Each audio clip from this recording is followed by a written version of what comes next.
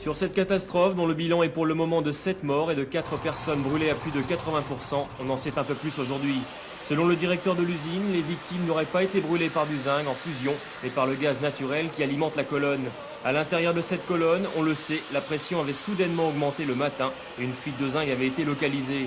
Un incident suffisamment important pour qu'un briefing soit fait à 10 h avec les ingénieurs concernés.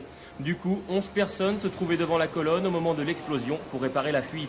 Un chiffre malheureusement plus élevé qu'à l'habitude, qui comprenait également des intérimaires. Les postes concernés hier n'étaient absolument pas dangereux, ce sont des postes sans risque particulier et les intérimaires qui venaient étaient des personnes qualifiées qui ont l'habitude de travailler sur nos installations depuis plusieurs années.